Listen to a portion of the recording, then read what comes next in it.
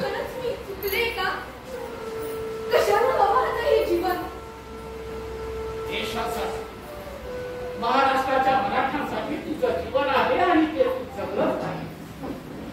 निर्मला, राष्ट्रावर वैरागी घातलेले दरोडे, माय माऊलींची मुक्ती जाणारी आणि हिंदू धर्माची चाललेली विटंबना पाहून देशाच्या सेवेसाठी तो प्रत्यक्ष पतीच्या नावाचा सौभाग्य तिलक पुसला आणि अखंड सौभाग्यवती असून एखाद्या इंद्रियचं जीव डोळ्यात सुद्धा टिपूसही येऊ झाले. आज 7 वर्ष झाली आणि आज तेलंगणाच्या या असं एखादं जीवन का? कोण माझ्या माहिती या तुझ्या भावाकडून, या शिवाजीकडून काही प्रमाण भेटला का? नाही नाही महाराज, आपल्यासारखा राष्ट्रसंघाला मला या अभागिनीला भावला. म्हणूनच तर पतिविराहाचं दुःख सांगून ही राष्ट्राची मायकी बनते. आज दुसऱ्याच्या विरोधात सीमोल्लंघन करून दिलेरखानाशी झुंजायला निघाले. मराठा मावळ्यांच्या संख्याने त्यांना ओवाळलेल्या पंचारती पाहून वाटतं की आज माझे सर्वमत माझ्याजवळ असते तर मी सुद्धा. होय, तू सुद्धा त्यांना पंचारती ओवाळली असतीस. तसंच आम्ही सुद्धा आमच्या हृदय सिंहासनावर त्यांना चिरस्थायी केलं असतं. पण दुर्भाग्य आमचं आणि आमच्या राष्ट्राचं की नेताजी पालकर आमच्याशी रुसवा करून जाऊन मोगलांना मिळाले. अखेर मुसलमान सुद्धा त्यावेळी शिरस्त्याप्रमाणे उदासीला आम्ही न्याय सांगितला. राष्ट्रहित दृष्ट्या योग्य तेच केलं असं आम्हाला वाटलं. नेताजी पालकरचा आत्मघाती आणि आत्मदायीपणा करतो अशी जरा सुद्धा आम्हाला कल्पना असती तर आम्ही आपलाच एका तरीच नेणार नसतात आणि तुझ्यासारख्या साधीच्या डोळ्यातून दुःखासू गायनाचा उदाहरण कधीही आला नसता. पण नका नका महाराज, माझ्यासाठी या अभागिनीसाठी असा जीवाचा वैताग करून घेऊ नका. महाराज, माझंच नशीब फुटलं. कपाळावर मावट लिहूनही मी कपाळ करंडीच ठरली. मी विधवा नाही तर तू विधवा नाही. तुझ्या त्यागानं तू अखंड सौभाग्यवती आहेस.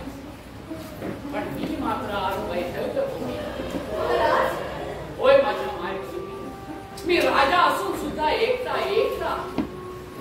वयाच्या 15व्या वर्षी ज्यावेळी माय भवानी समक्ष आम्ही स्वराज्य स्थापनेची शपथ घेतली त्या घडीपासून आज 27 वर्ष ज्याच्या जीवावर आम्ही रात्रंदिवस वैऱ्यांशी झगडलो. महाराष्ट्राला परकीयांच्या मगर मिठीतून सोडून स्वराज्यमुखी महाराष्ट्राची गजांत लक्ष्मी खडी केली.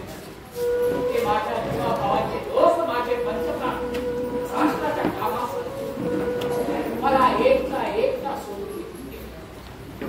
या माय माऊलीनं मोगलांचं सत्य स्वरूप आणि हिंदूंची त्याच्या धर्मासकट चाललेली दैना आमच्या समोर मांडून आम्हाला स्वराज्य संस्थापक बनवलं. ही माझी आई जिचा माता सुद्धा मला सोडून गेली. पण निसर्गाच्या न्यायाला गौरव देऊन ही सारी दुःख आम्ही पाठीशी घातली. नेताजी पालकर प्रत्यक्ष शिवाजीचा उजवा हात तोही मोगलाने तोडून देत. हे दुःख आम्ही कसं विसरलो? आज दिलेरखान चालून आला असताना कुणाला त्याच्या तोंडावर देऊन आम्ही समाधान मानावं? ये तुझीच मार्ग प्रतीक्षा करी. बोल, काय बातमी? महाराज, बातमी अत्यंत महत्वाची आहे. मोगल सरदार दिलेरखान आणि त्याचा साथीदार मोहम्मद कुली खानने स्वराज्याच्या पूर्व भागात राजरोज वैभव मांडला आहे. गझलेच्या टप्प्यात येणारी मराठ्यांची गावं जाळून शिवबा सुरू केला आहे. मराठ्यांच्या लेखी बाणीची अवधू राजरोज लुटली जात आहे. हिंदूची देवळं म्हणून मशिदी उभारल्या जात आहे. तर देवांच्या मूर्ती दगडगोड्यांच्या संस्कृत मशिदीच्या पायऱ्यासाठी त्यांचा उपयोग केला जात आहे. विहीर तलावात गोमस टाकून अखिल हिंदूंना जबरदस्तीनं मुसलमानी धर्माची दीक्षा दिली जात आहे. अरे रे, काय ऐकतो आहोत आम्ही? धर्मावर घरांतर दिलेरखान, 7 वर्षापूर्वी तू माझ्याशी डाव खेळून जरी अपुरीशी परत गेला असलास तरी आता तुझ्या जुलमाचा आणि अन्यायाचा सूर तुझ्या मोगली हिदाराचा आडशा काढून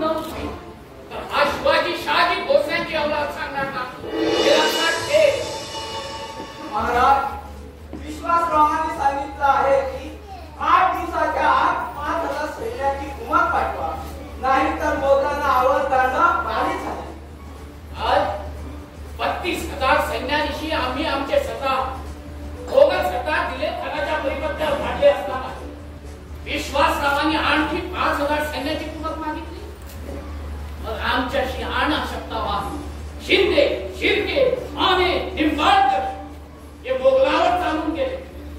यांचं काय? पैऱ्याशी झुंजताना का कामास आले?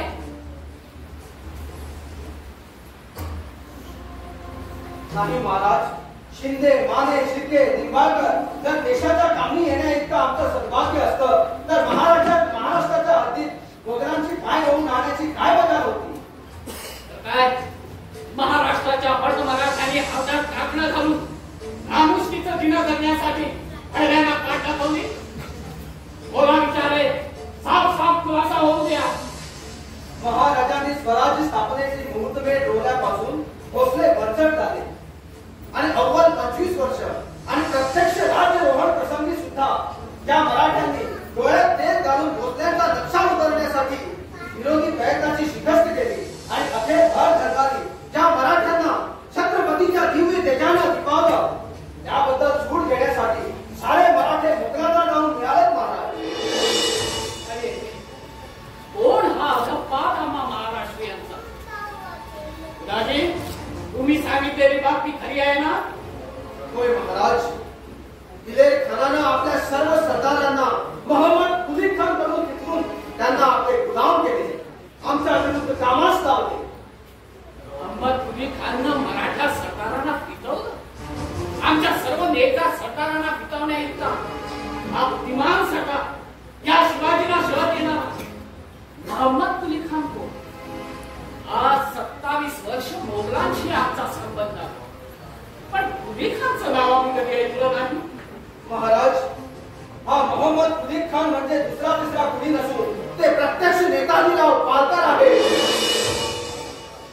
असं एकूण आमचा झोरा खरा ठरला.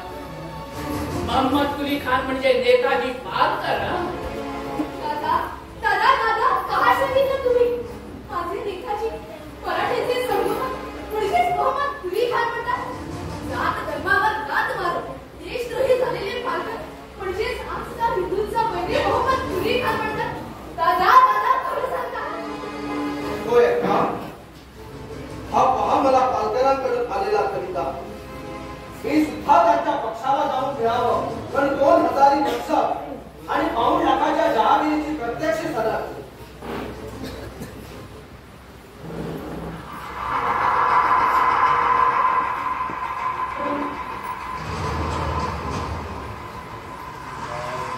महाराज, पालकरांनी उलट जबाब मागितला आहे. हो, जबाब कसला देत बसता? सोन्यासारखी संधी आली आहे. आजच्याही पक्षाला जाऊन घ्या आणि जन्माचं कल्याण करून घ्या. महाराज, नका नका, मला आता असं लाजवू नका. देशाशी द्रोह करून जन्माचं कल्याण कसं होतं याचा मूर्तिमंत प्रतीक नेताजी रावाच्या रूपानं डोळ्यासमोर उभा आहे. महाराज, पूर्वीचा तो नादान उदाजी केव्हाच मेला असून आता आपल्या समोर जो उभा आहे तो शिवरायांचा, माझ्या महाराष्ट्राचा पायी जातिवंत मराठा उदाजी विचारे आहे. महाराज, आता आपणच माझे सर्वस्व, माझं दैवत, माझा परमेश्वर, सर्व सर्व काही आपणच आहात महाराज. ठीक आहे, त्याला जबाब झाला की मसलत मनी आणली. अत्यानंद झाला. थोड्या दिवसात आपणास येऊन भेटतो. टिकोजी, या खनिकाचं उत्तर तू जातीनं घेऊन जाण्यासाठी निघण्याची तयारी कर. दाजी, मोहम्मद कुली खानच्या परिपत्यास आम्ही जातीनं जाणार. गडावर जाऊन तुझ्याचं रणशिंग होता. तोवर आम्ही महासाहेबाच्या समाधीचं दर्शन घेऊन येऊ. जशी आज्ञा महाराज. महाराज, किती किती अभागी महाराष्ट्रातल्या मुलीबाळींना जर पालकर म्हणजेच मोहम्मद कुली खान असं कळलं तर आधीच काळ झालेला आहे. मी कोणाला आणि कसं दाखवू? तुझ्यासारखी साध्वी पतिव्रता तूच, तुझा त्याग तू, तुझी पुण्याई ठेव म्हणून आज 7 वर्षांचा सागर शिवाजी समोर येतात. आई भवानीची कृपा झाली तर तुझा नेताजी आणि महाराष्ट्राचा सर्वपद आम्हाला परत मिळेल सुद्धा याची खात्री वाटते. महाराज, आपण प्रत्यक्ष संभाजी होतात. सारा महाराष्ट्र आपल्याला अक्रमक अवतार म्हणतो. माय बालच तर आपल्या मुखावरती बोललेली दिसली ना. अखंड सौभाग्यवती हो. काय काय आशीर्वाद दिला तुम्ही महाराज. अखंड सौभाग्यवती हो. पण ते आता कसं शक्य आहे.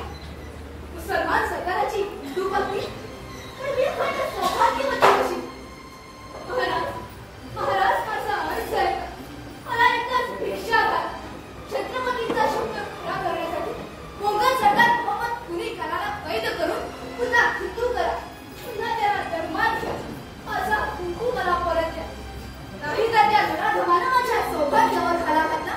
याला तरी दुनिया पार करा. मग मी राष्ट्रासाठी ऐतिहासिक शिवाचा सोनं मानतो. घाला बघा महाराज, ही एकच भिक्षा मला घाला. महाराज बोला महाराज, असे गप्प राहून माझा अंत पाहू नका.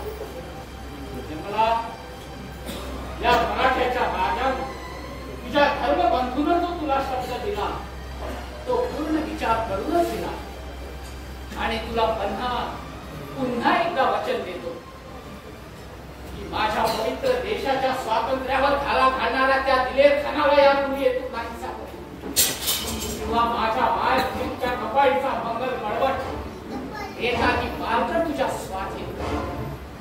आणि हे जर मी न केले तर तुझा हा भाऊ छत्रपती शिवाजी भोसलेच्या विचाराची होणार सांगणार माझी अशी त्रिवार शपथ घेतो.